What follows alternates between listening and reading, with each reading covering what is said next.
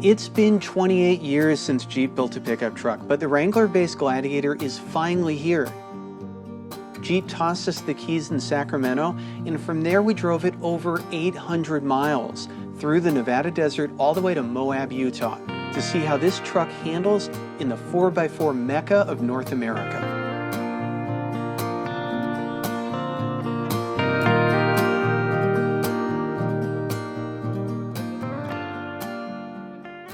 So we're driving 2020 Jeep Gladiator. This is Jeep's first pickup truck in quite a while, but it is not Jeep's first pickup truck.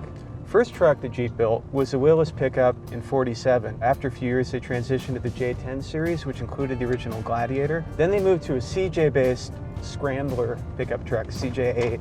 After that, when Jeep was part of the AMC Renault Alliance, they designed a unibody pickup truck called the Comanche. That was the last pickup truck that Jeep made until now. And unlike the Comanche, this truck is related to the Wrangler. It's based on the JL Wrangler with a much extended wheelbase. It looks like a Wrangler inside, it looks like a Wrangler outside. And that's great because, you know, the Comanche's got a cult following, but it wasn't the same sort of truck as this. It didn't have off-roading pretenses in the same way that this truck does. All that history is a long way of saying it's really, really good to have a Jeep truck back, and it's really good that Jeep did it right. They based it heavily on the Wrangler. It's got off-road attitude. Now, to be clear, we are not in a Rubicon right now. We're in an Overland model. So it's road-oriented. It's got more road-friendly tires. It doesn't have the lockers or a lot of the other off-roading goodies that the Rubicon has, but it's still a Jeep. So, you know, even in kind of a road spec form, it can go places that, you know, some other pickups can't really go. This Gladiator, like all Gladiators available at launch, comes with a 3.6-liter Pentastar V6. FCA uses this in a lot of products. It's a trusted engine. In this application, it makes 285 horsepower and 260 foot-pound of torque. It's fine, it gets out of its own way. It is definitely not overpowered, and like our colleague Jeremy noted in the first drive review on Autoblog.com, check it out, it doesn't make a lot of power until you really rev it up. This is not the torquiest motor in the world, and it's not going to be the torquiest motor in the Gladiator. Eventually there'll be a turbo diesel, but the bottom line is, it's fine.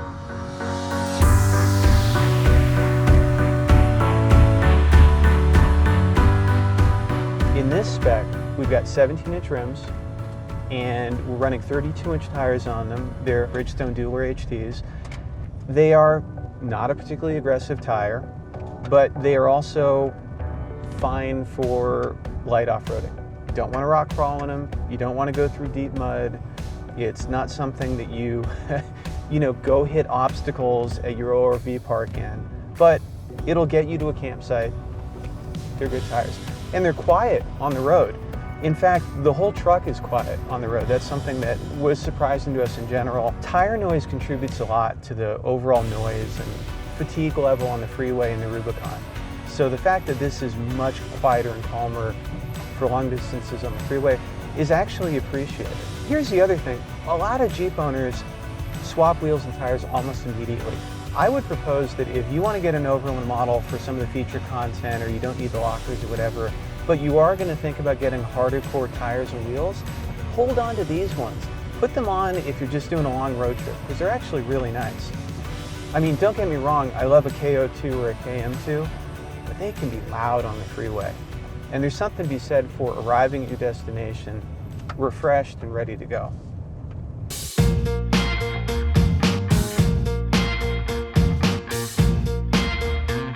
Well, the Rubicon model gets the rock track system, the lockers, a little more aggressive four-wheel drive system. This has a still robust, still totally purposeful four-wheel drive system, the Command Track system.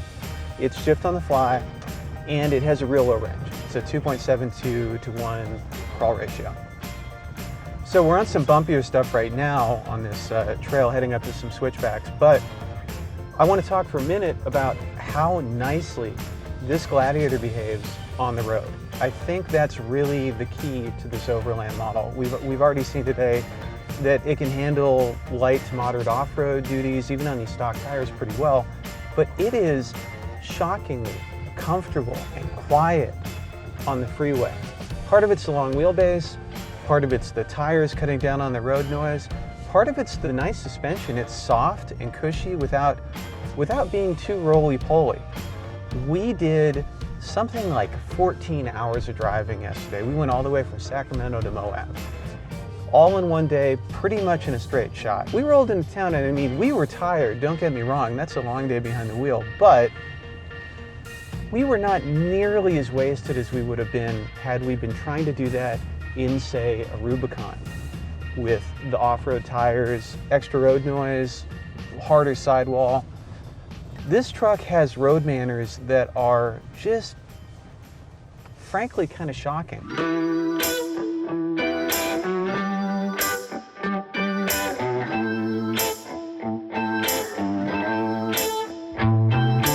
The Gladiator doesn't do everything as well as other midsize pickups. The steering, while it's accurate, is a little bit loose, especially on the freeway. Speaking of freeway driving, a cross breeze, especially at higher speeds, say 80 miles an hour, will really blow the Gladiator around. Another drawback is the incredibly long wheelbase, and while that's a boon for ride quality, it's a liability off-road. The breakover angle is abysmal.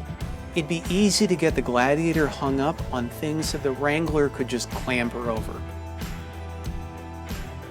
Perhaps the biggest drawback of the Gladiator is the price. This thing is not cheap.